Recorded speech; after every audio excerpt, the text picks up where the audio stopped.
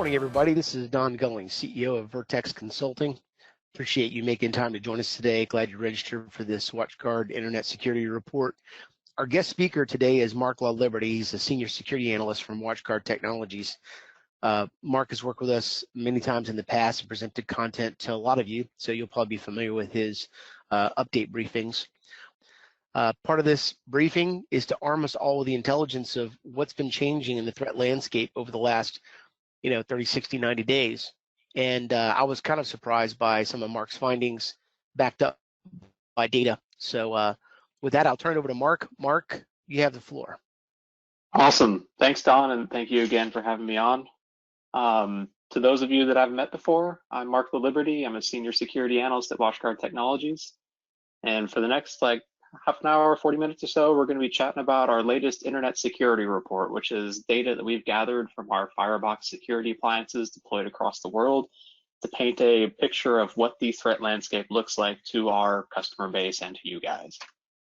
So before I start, real quick about me, I've been at WatchGuard for about 8 years now. I think my anniversary is just a few weeks ago, actually. And I've been in a few different roles and responsibilities, but right now I manage our threat research team in the WatchGuard Threat Lab.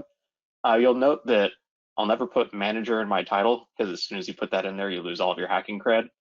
But right now I lead our team of a bunch of great researchers where we try and gather data based off of our own internal threat intelligence and external threat intelligence feeds, backed up by our own research as well, and try and figure out exactly what's going on in the cyber threat landscape for you guys and for the rest of the industry. And we try and put out content to help educate you all on exactly those threats. And some of that content is our quarterly internet security report. Our most recent one is Q4 2019. Q1 2020 should be out in the next few weeks or so. I come from a lifetime of traditional hacking, so that's ripping apart stuff, trying to figure out how it works, never really always putting it back together correctly. But right now my main specialties are network security, working at WatchGuard, and the Internet of Things. I absolutely love trying to find holes in IoT devices that I buy off Amazon, and me and my team tend to be quite successful with that. So agenda for today, we're going to go over what we call the Firebox feed trends. And the Firebox feed is our threat intelligence, like I said, that we get from our 40,000 or so Firebox appliances that have opted in to sharing threat intel with attacks that they have blocked. And these are deployed all across the world, in almost every single country, at least on every single, actually, I'm not sure if we have one on Antarctica, so almost every single continent. It's built up of a whole bunch of different services that I'll get into. We're going to split that up into a dive into the malware, so the actual malicious payloads that we see trying to make their way into customer networks. And then we'll also talk about network attack trends. So these are attempted exploits of vulnerabilities on systems. We'll go over the top security incident. So a major security threat from this quarter that we wanted to highlight and what it means for the industry. And then it wouldn't be good just to scare you and leave you off like that. So we'll end with some tips on how to defend yourself against these threats that are out there. So without further ado, let's go ahead and hop into the Firebox feed trends. And before we start, we should probably go over exactly what it is. So all of our WatchGuard Firebox customers have an option of checking a little checkbox that says send device feedback to WatchGuard. And that sends back some usage information for product management to figure out exactly how our customers are using the devices and how we can make them better. But it also sends back incident reports anytime that a threat is detected and stopped by the appliance. And for this quarter, in Q4 2019, we had about 40,000 appliances reporting into the feed, which is still only around 10% or so of all of our active appliances deployed across the world. I would say that if you manage your own device or if you work with Don to manage your device, check that checkbox to send device feedback, because it does help us get a more accurate picture of the threat landscape that's out there. But either way, it was still a 9% increase from the previous quarter. I think Q3 2019 is the first time we actually had a dip in the number of reporting appliances, but it went right back up pretty significantly for this one. Now the Firebox feed is built up of a few different services. So we have 3 layers of anti-malware that report into it. The first is called Gateway Antivirus. You'll probably hear me refer to it as GAV, and that's our legacy signature-based anti-malware engine that is really good at quickly catching known threats. Signature-based anti-malware engines are really great at that. But as you'll see through this report, signature-based anti-malware is simply not good enough to catch every single threat that's out there these days. So that's backed up by Intelligent AV, which is our machine learning and artificial intelligence-based AV engine that's fed in millions and millions of malware and benign payloads to build a model and then try and predict whether something is malicious or not.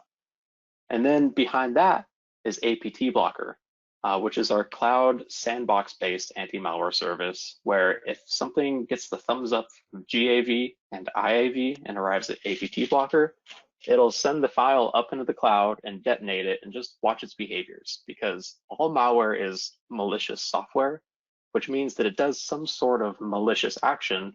And if we watch it in a controlled, safe environment, we can identify those actions, label it as malicious, and then send it back to the Firebox, alerting it to block that threat. Past the malware, we also have Intrusion Prevention Service, or IPS, which is network exploit detection. So we're looking at attempted exploits of known vulnerabilities on both applications and web servers and a whole bunch of different areas that you'll see here a little later on in this presentation. And then just a few quarters ago, I think it was quarter 2, 2019, we added in DNS Watch data, which is our DNS firewalling service, where we can basically man-in-the-middle DNS queries, so that name resolution from a human-readable name to a computer IP address.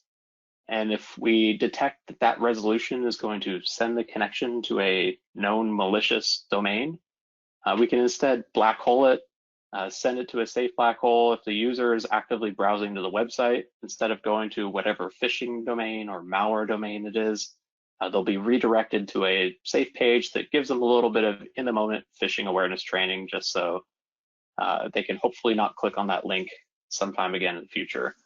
It also, because it works on DNS instead of specific application protocols, it also protects things like IoT devices from botnets, where the IoT device is attempting to resolve a known botnet domain. We can black hole that connection as well. So when it came to malware trends for quarter 4 2019, it was actually a pretty big year for what we call zero-day threats. First off though, gateway antivirus, so the signature-based anti-malware, only had a really slight increase, around a 1% bump from the previous quarter, but we still blocked over 23 million payloads, which comes out to around 580 malware infections per device that were blocked. When it comes to APT Blocker though, it's a massive increase, 66% quarter over quarter, up to 10 million. And IAV crossed over 1 million detections for the first time ever in our quarterly reports, with a 79% increase quarter over quarter.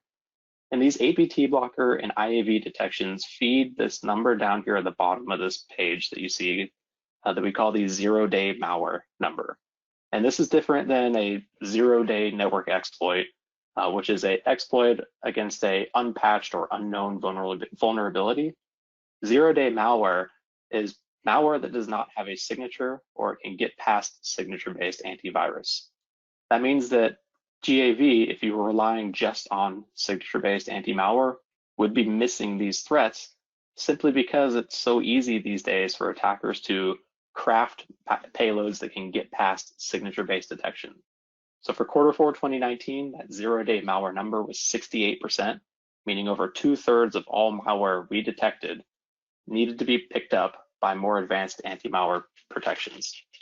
And really, this is fueled by a whole bunch of tools that are available on the dark web and even the not so dark web, both paid and for free, that allow even low-skilled hackers to take any payload they want, even a 3-year-old piece of ransomware, and then pack it or crypt it or change it in some way that it can now evade a lot of traditional protections.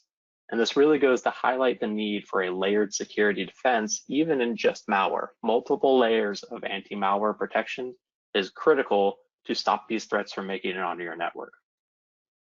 Now, when it came to our top 10 malware detections for the quarter, there were only a few new additions this year, or for this quarter. For those of you that have seen previous security reports we put out, I think we're on year 3 now, we just passed. You'll notice that Mimikatz is one threat that almost always was at the very top of the list, but it's slowly been kind of sliding down in the number of detections.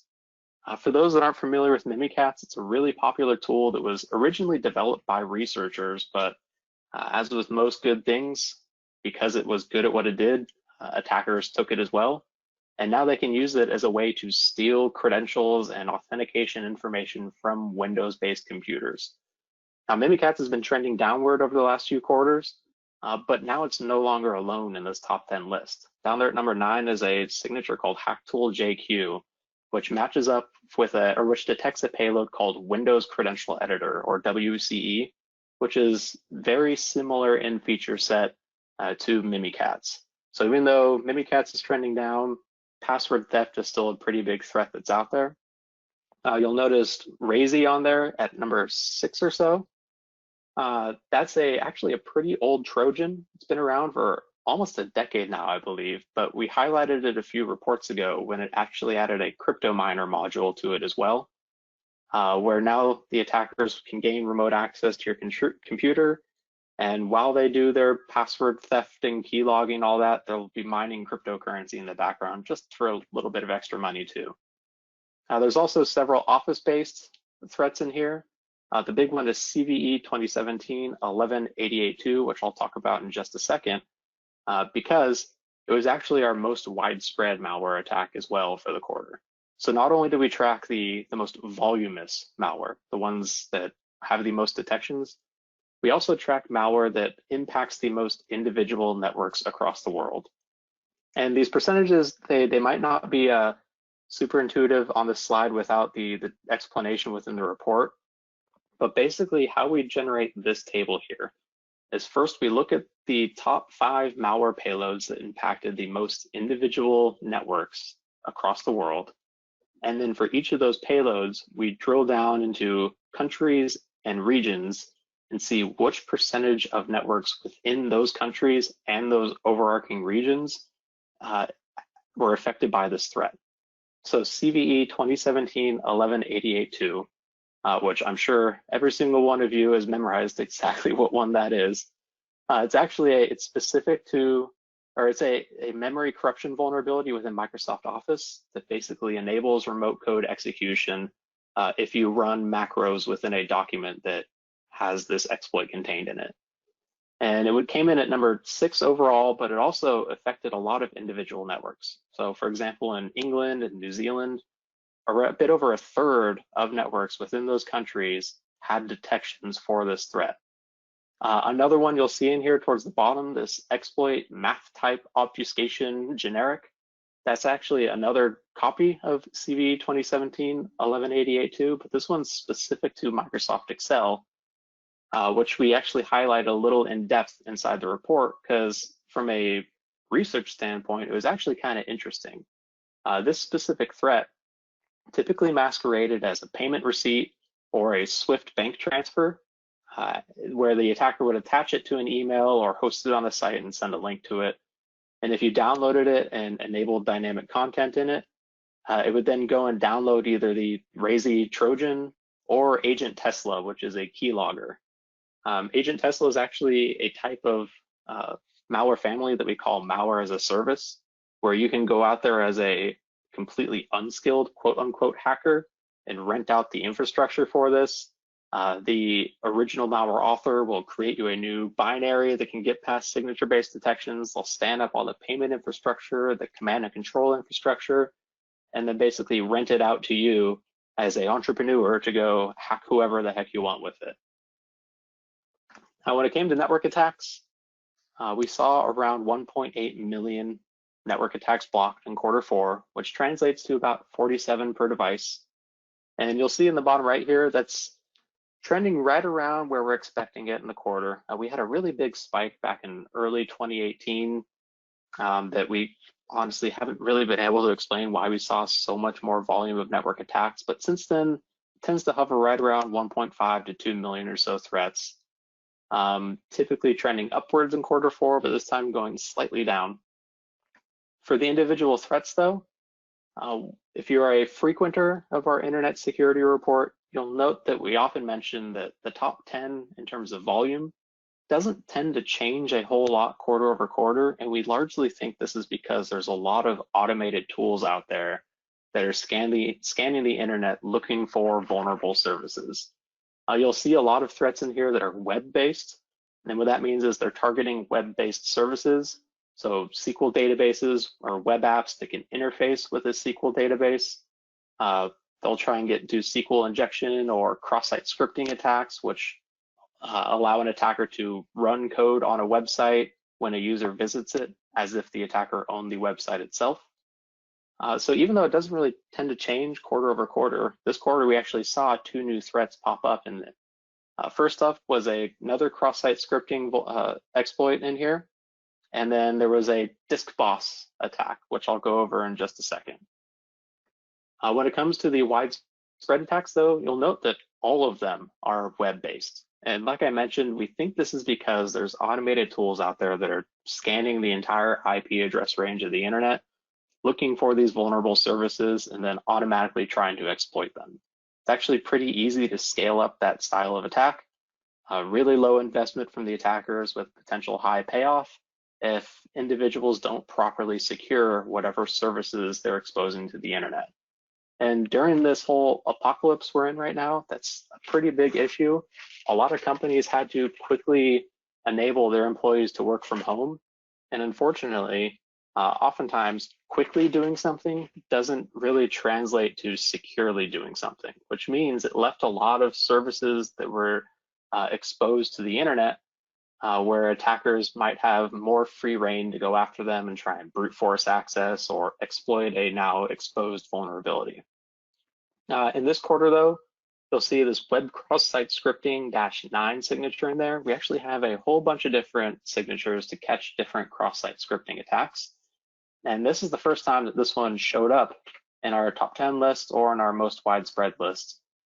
When it comes to the individual threats, though, one really interesting trend that we saw was that year over year, so when compared to Q4 of 2018, for SQL injection attacks, we saw an 8,000% increase, which is absolutely insane. Like that kind of percentage increase in statistics, you typically think, okay, what calculation did I do wrong?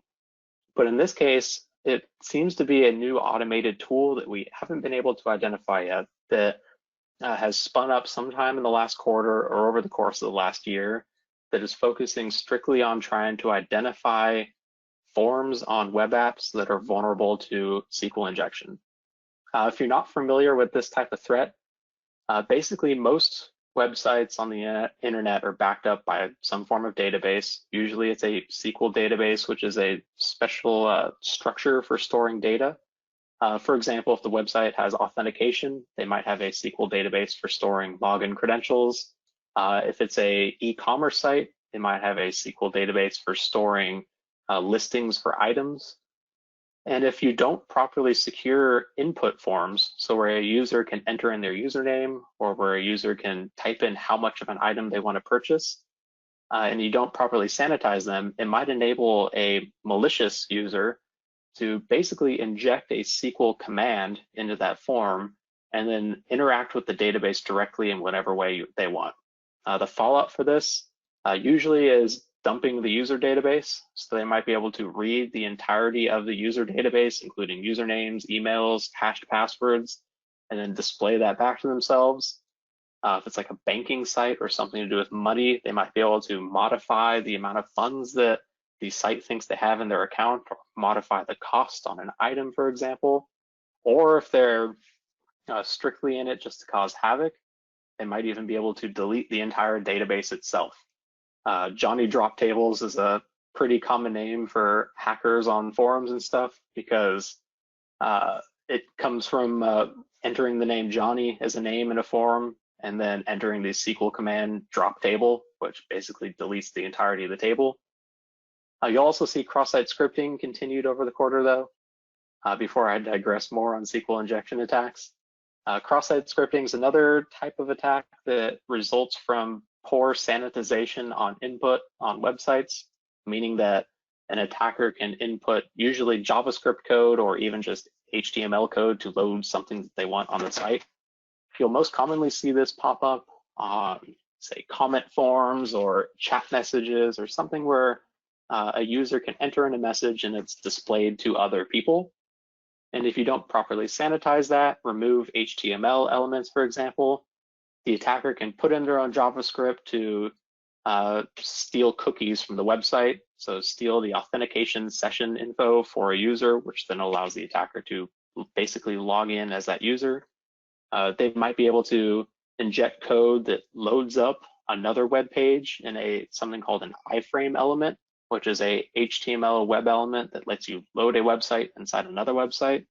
That's really commonly used to load exploit kits silently without the user knowing, because me and my team are probably, well, and other security researchers are probably the only weirdos that watch all of the different connections that go from our browser when we visit websites. So you might not notice that it's loading up this malicious content. Hey, let me ask you this, Mark, real quickly. Yeah. From an end user perspective, let's say I'm browsing the web and I'm using web forms to input my own data. I'm at home, maybe you're working remote.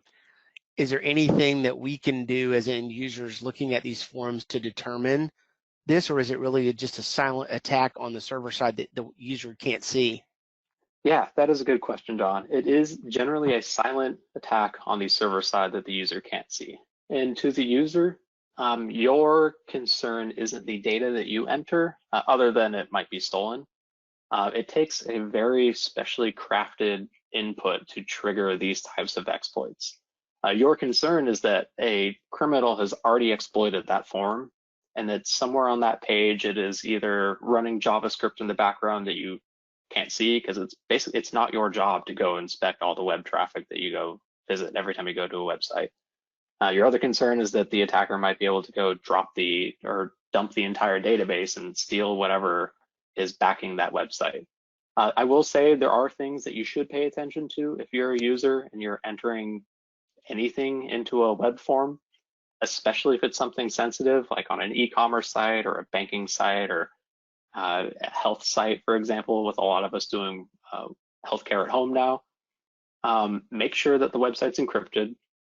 These days, like 96% of all internet traffic's encrypted. You can identify that with the little lock in your address bar, or if your web browser is up to date. These days, most of the web browsers will give you a pretty overt warning if the website is unencrypted, so not encrypted, and it's requesting input from you. And then also just make sure that the website is the actual one relating to whatever you're trying to do. And I guess that deserves an explanation. Attackers will pretty commonly spoof websites. So instead of Microsoft.com, they might misspell it or have a slightly different spelling, or have it be like Microsoft.totallynotabadwebsite.com. And they'll try and trick you into entering your login credentials there, or credit card number, or whatever. And the site itself might be encrypted. Your browser might say, yeah, this site is secure, but that doesn't mean it's legitimate. And the easiest way to protect yourself from that is simply don't click on links in emails. If you get an email saying you need to do something, manually go and visit that website or call them up and confirm instead of clicking on the link, because it's possible that it's a phish that's redirecting you to a bogus website. Does that help, Don? Yeah, absolutely. That was what I was looking for. I think one of the big concerns here is if you're hosting an internal web form, we got a lot of IT folks on the call. If they have internal web hosts that have forms that they're presenting out, maybe to a private community, they think, they got to guard against this. Additionally, though, this really highlights to me the need for the users to be educated about reusing credentials, right? And the concern I would have is that I've got a user that's using his or her network login credentials, the same username and password they use in the office, on some website that's been hacked. Then through this process of a web application attack, then the hacker grabs all the credentials out of it, adds it to his database, and now he can use it to replay against internal servers, in a login attack on my network. So really the main thing I take away from this is users get to continue to be educated on the fact they cannot keep reusing credentials, and they must separate their office login credentials from kind of internet throwaway credentials and not have them overlap. Absolutely. Those are great tips. And I'll get into that a little bit more in the DNS section too when we talk about phishing. I will say that if you do, because we've got IT people on here and you do manage your own like input forms or something, if you developed whatever application that is in-house, make sure you're following something called the OWASP Top 10, the Open Web Application Security Framework. Framework does not P. I cannot remember what the P is. OWASP Top 10. It's basically a list of the 10 most common web app vulnerabilities. And they also maintain a list of how to securely develop your apps so that they don't become vulnerable to that type of threat. Take a look at that. If you didn't create your application in-house, the single best thing you can do is keep it up to date. So stay regular with whatever the patching schedule is. Anytime they release a security update, install it as quickly as you can test it and push it out because attackers love going after low-hanging fruit. And if your web app is a year and a half out of date and full of holes, they would love to go after that as opposed to something that might require a little more effort. Speaking of keeping your applications up to date, one of the other new threats we saw in the quarter was a vulnerability in an application called DiskBoss Enterprise. For those that aren't familiar with it, it's a enterprise storage management software. So it allows you to do backups or format hard drives or basically anything to do with storage. The threat that we saw though was actually a buffer overflow vulnerability from 2016. So it's pretty old, and it was interesting that we saw it show up in our list. And again, it's most likely from automated attacks. These days, cyber criminals can go out to sites like Shodan, which is a search engine for, they say IoT, but it's a search engine for basically any exposed network service that allows them to go out and fingerprint and identify potentially vulnerable or out-of-date applications that are exposed to the internet, and then pick and choose their targets and go after them. So like I said, one of the best things you can do is making sure that you keep your applications up to date with whatever the latest security patches are. Now, the final section for the Firebox feed is data from our DNS Watch service, which is our, like I said, our DNS firewalling service. And we break down this section into three main categories. So domains that fall under malware categories, so they're hosting malware or related to a malware campaign. More often than not, they're a command and control domain for an active malware infection. Then we've got compromised websites, which are typically legitimate websites, or at least they used to be, that a criminal has taken over because of vulnerabilities in the web app, and then use that to either host phishing attacks or host their malware campaigns, and basically piggyback off of that website's previously good or at least neutral reputation, which allows them to stay active for a lot longer and bypass quite a few security services from some vendors out there. And then finally are phishing specific domains. So these are domains specifically related to phishing campaigns. So in Q4, we actually saw 5 new malware domains. Number 3 in that list, Talknowall, was actually really interesting. So this is the command and control domain for a piece of malware called VPN Filter that you might have actually heard of, because it made quite a bit of news back in mid-2018 when it infected around 500,000 consumer routers and IoT devices. So think like Netgear, Linksys, those routers you might pick up at Best Buy. If you didn't keep them up to date, which you likely might not have if you're the type of individual that would go buy Netflix or Netgear or Linksys router from Best Buy and stick that on your network. The criminals were able to go in there and install their malware, and it was actually pretty sophisticated multi-tier attack where the first payload, all its job was to scope out and gain access to the device, and then go download a second payload that gained persistence on the device, which would then go out and download one of several third payloads that were basically toolkits to do whatever specific attack the criminal wanted to do on that device. So this Talknowall domain was actually from the first stage, or the second stage rather, the one that gained persistence.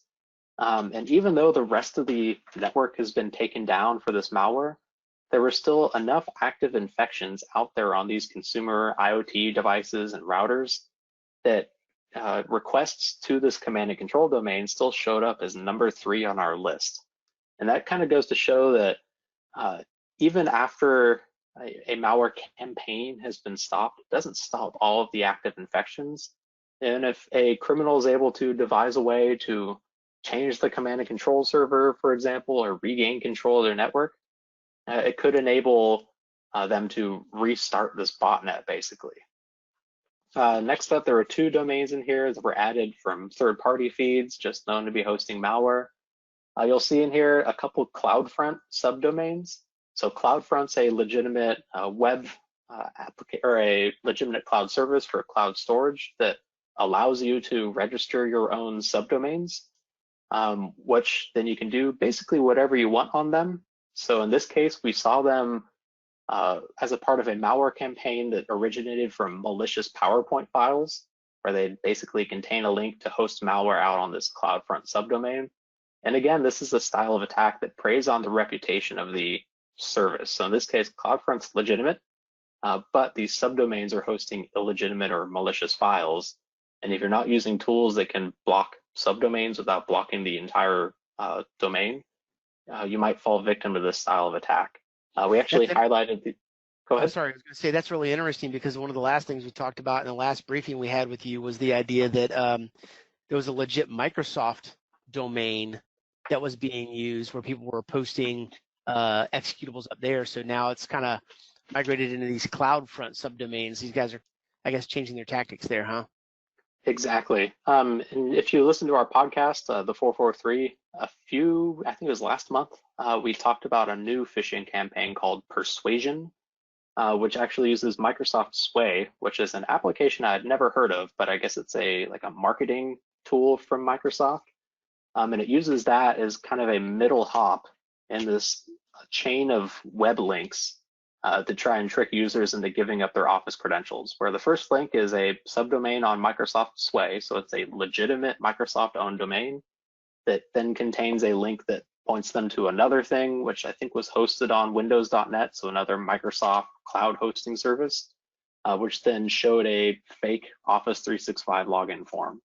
So long story short, the criminals are getting really good at abusing cloud services that let them prey off the reputation of known good services. And it's no longer sufficient just to hover over a link and see that, oh, it's Microsoft.com with some other random URL path on it, whatever, it's probably fine.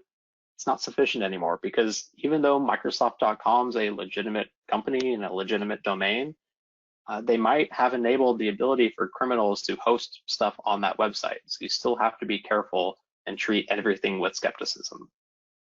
Let me ask you this, Mark, Yeah. just briefly, you mentioned this is the data from DNS Watch, which is, tied to the premise-based firewall boxes.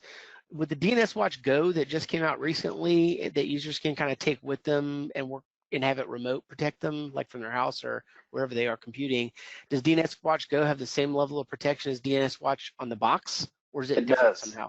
It is? It has the exact same protection, plus it enables content filtering on the go too. So actually using our web blocker engine for preventing your employees from not just going to like undesirable sites, but also malicious sites as well. We can categorize malware domains in there too. It has all of that built into that client. And who can get DNS Watch Go? How do they get DNS Watch Go? It's actually a part of our Passport service, which is our new bundle for mobile devices. One that we're feeding more and more services into it every single quarter, it seems now. And really, it's designed for employees that are working remotely, which these days is just about everyone. And it has a really great tool set in there of DNS Watch, as well as also interacting with TDR here soon too, our threat detection response agent. Gotcha. Thanks. Yeah, no problem. The final new domain for the malware domains feed was actually a command and control server for a Java-based remote access Trojan that we first saw back in March of 2018, but it continues to pop up quarter over quarter, successfully infecting new systems. One thing I forgot to mention on the slide, all of these are legitimately malicious domains. Do not go to them unless you are in a sandbox and you know exactly what you're doing. We've already analyzed them in the report, so if you're curious what's going on, check out the report itself. So 2 new compromised websites showed up in our list. One of them was added in late 2018, which we found hosting the Bundlor adware family. So Bundlor masquerades as a Adobe Flash update to try and trick victims into downloading it. You've probably stumbled across a website hosting Bundlor or something similar on the internet at some point in your life, where somehow you end up on a page that goes, oh, your Adobe Flash is out of date, click here to download it and install this update. That's typically Bundlor or something similar. The domain that we saw pop up in here was specifically targeting Mac OS computers, but it is in general operating system agnostic. It'll go after whatever it can gain access to.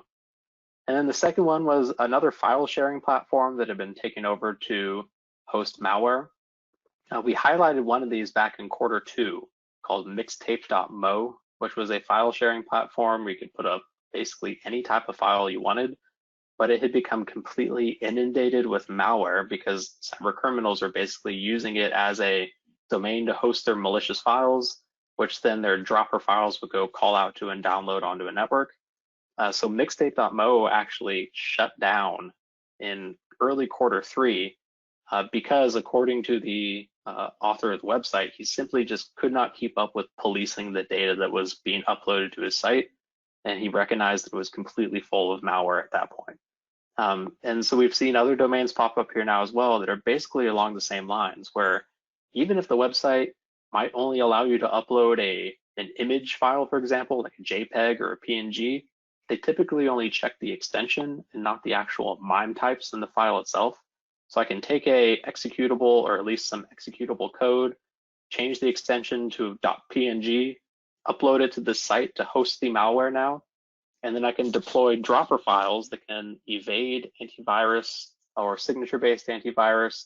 They'll go call out and download these malicious quote unquote images and then manually inject that malware into memory and execute it, bypassing a lot of endpoint anti-malware engines along the way.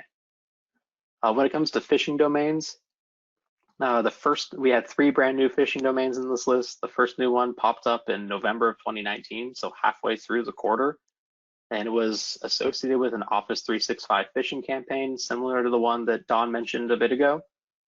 This was really interesting. It was actually this click.icptrack.com domain.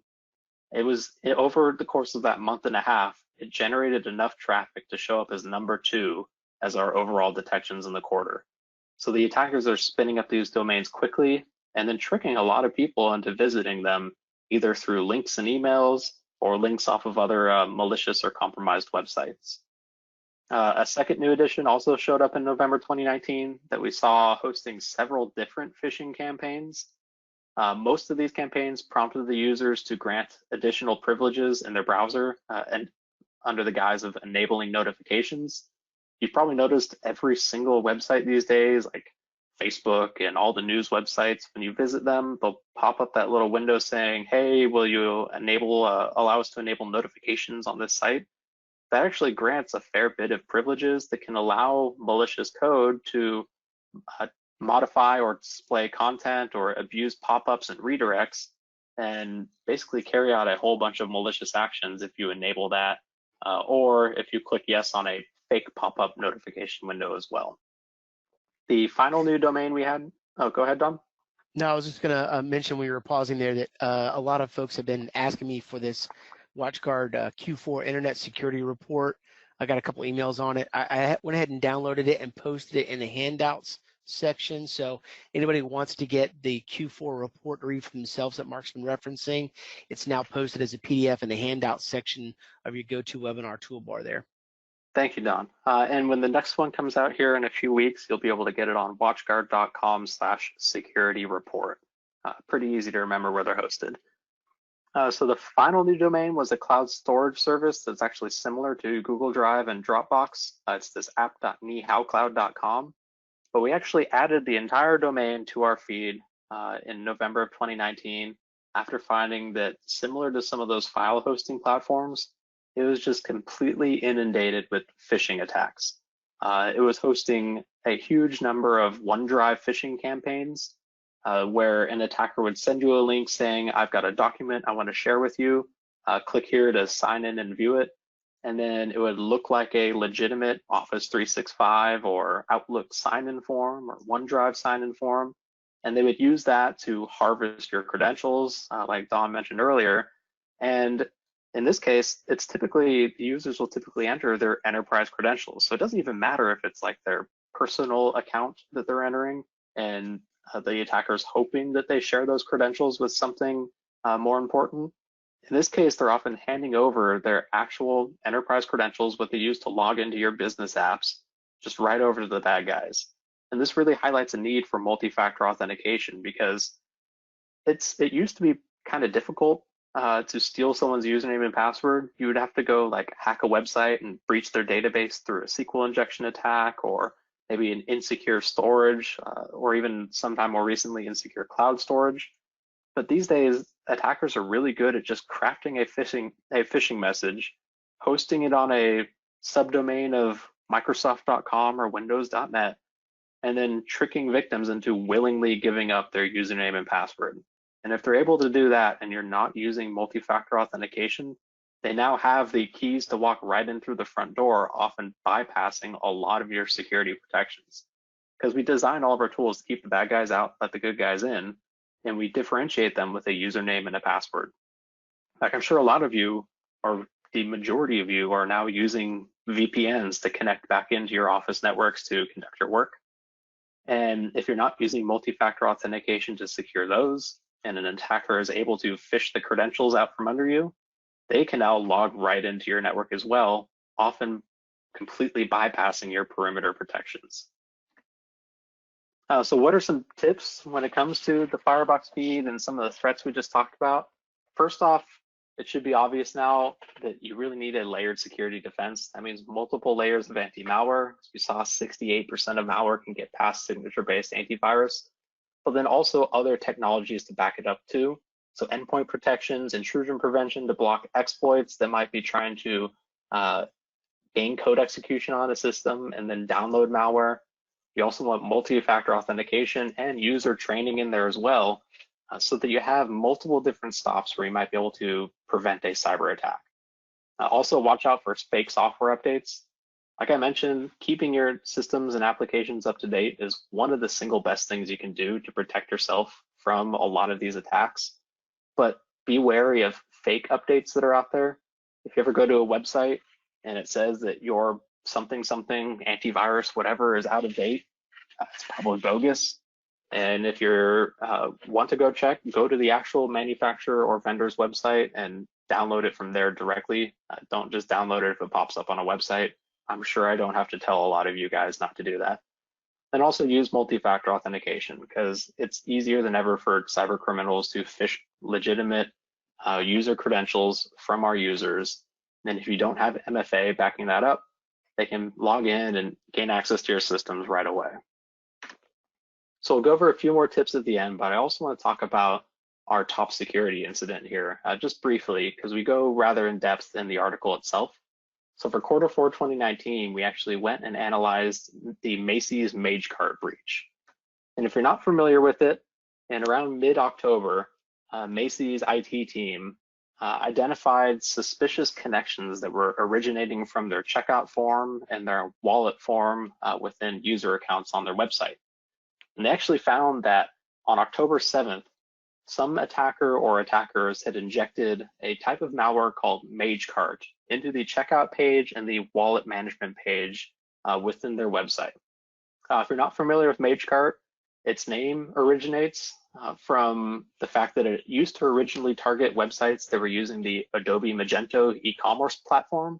But these days, MageCart goes after just about any website that it can possibly inject its code into. It's a bundle of JavaScript, anywhere from just 20 lines that we've seen with highly specialized attacks to several hundred or thousands lines of codes and more generic catch-all attacks, where it'll try and identify forms on the page and steal any input that the user enters into them and then send it off to the attacker. So in this case, they had injected it into the checkout forms on Macys.com and the wallet management forms, so that if the user entered in new credit card info or their payment address or their name and their phone number, it would harvest all that and send it off to the attacker. So in the report, we actually got a copy of the MageCart malware that targeted British Airways back in 2018. This one was super specialized in that I think it was only 22 lines of code specifically targeted towards British Airways. So we go through that and explain how it works, what it does. And then we also looked at a kind of catch-all variant that works on nearly any website. It's got logic in there to basically identify the form fields that it's interested in, and then siphon off the data that users enter there as well. And this is typically, there's a few different ways that MageCart can end up on a web server. First, it could be a cross-site scripting vulnerability. We've seen instances where the developers for these websites or web applications don't secure their code repositories, or maybe their credentials got phished, which allows the attacker to check in their own code to the repository, which then gets pushed to the site. It's pretty common these days for websites to host some of their dynamic content, so actual JavaScript files that are loaded onto the website, host them on cloud services like Amazon S3 buckets or something similar to that. And if those aren't secure, the attacker can upload their own copy that is basically identical to the original version, but with this malicious code included in it as well. And this should highlight the need for perimeter-based anti-malware engines that can look at JavaScript files and identify malicious JavaScript like the MageCart malware. Check out the report if this is interesting to you. We went in depth over the course of 4 or 5 pages of analyzing exactly how MageCart works. And this is important because MageCart really isn't going anywhere. We've seen MageCart attacks continue over the course of 2019 and even into this year as well now too. I think the latest one I saw was like NutriBullet, so the blender manufacturer, on their web e-commerce site got hit with MageCart as well. So key takeaways from this: use a DNS firewall to inspect DNS traffic and malicious requests that might be going to attacker-hosted domains. If you develop your own web applications, follow that OWASP top 10. They've got a great guide on how to securely develop web applications that protect against the top 10 web app threats. And if you're on a public Wi-Fi connection, once the world starts to open back up a bit, make sure you're using a VPN, and make sure that the websites you're visiting are using HTTPS encryption, because that can help prevent attackers from injecting their own code. It's been surmised that in some MageCart instances, an attacker might be able to just sit on, say, the Starbucks Wi-Fi network and intercept traffic and inject the JavaScript that way. Obviously, that's a bit more risky for them, but it is still a potential threat avenue, and using a VPN completely negates that. Hey, let me ask you this. WatchGuard does not make a mobile device VPN that would use in these kinds of situations. There's a lot of third-party companies out there. Nord is very popular. There's others. Do you have any recommendations or even suggestions for people on how to research what, a mobile device client VPN they might use for these, security measures? Yeah, absolutely. So in general, like I've not been happy with like CNET and those style websites that kind of review these things, but they do at least give you a decent list of your options when it comes to VPN vendors.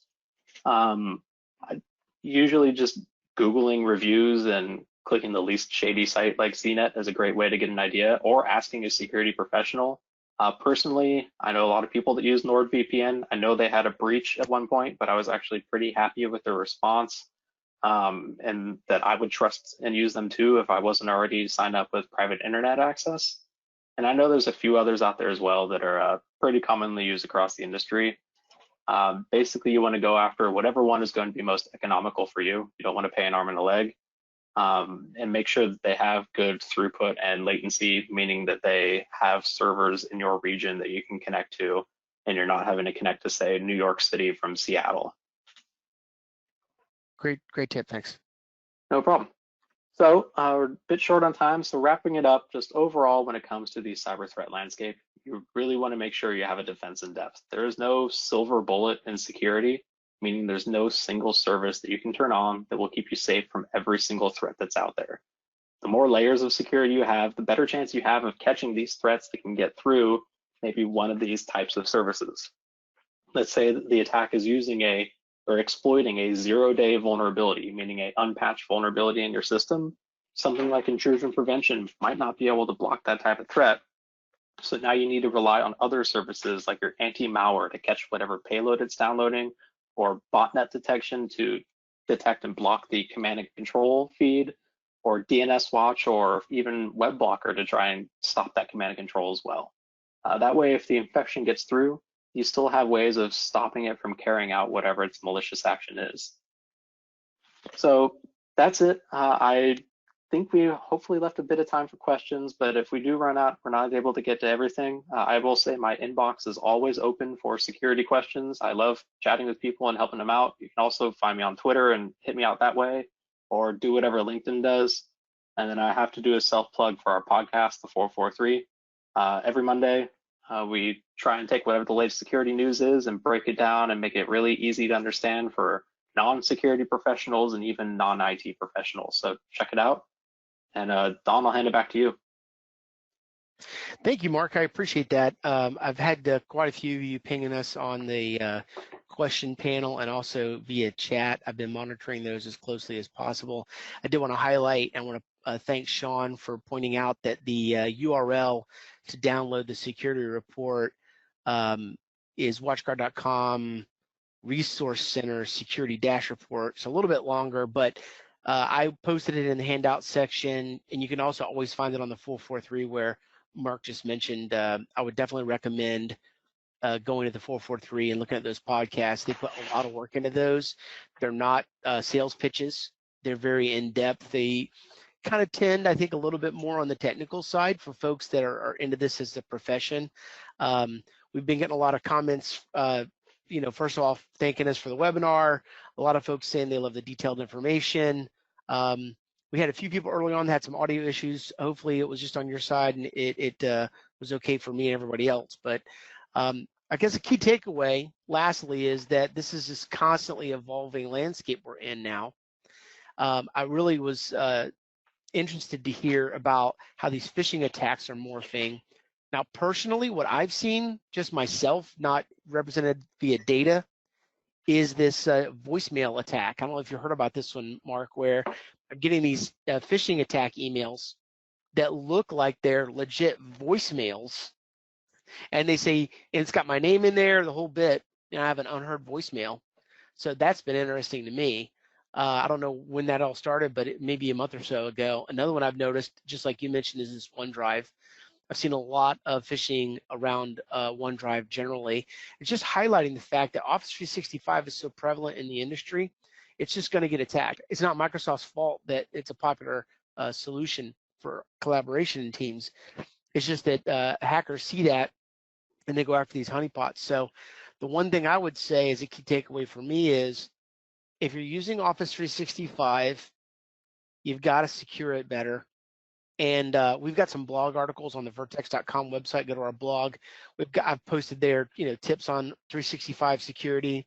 I've got checklists from Microsoft. I've got a whole blog article on the top 10 things you need to do to protect your 365. But if I was going to highlight just one thing, and there's no silver bullets, just like Mark said, but the one thing I would say is you must move to multi-factor authentication as soon as possible, immediately if possible, and especially for your 365. You should not let anyone into your 365 instance without using some kind of multi-factor authentication solution.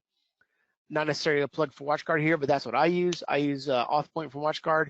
It integrates with 365. It integrates with our Active Directory to log in for Windows. We use it for everything we have. All of our systems are behind the multi-factor authentication protection, and I'm strongly urging you to seriously consider doing it immediately if possible. So thanks again, everybody. Have a great day.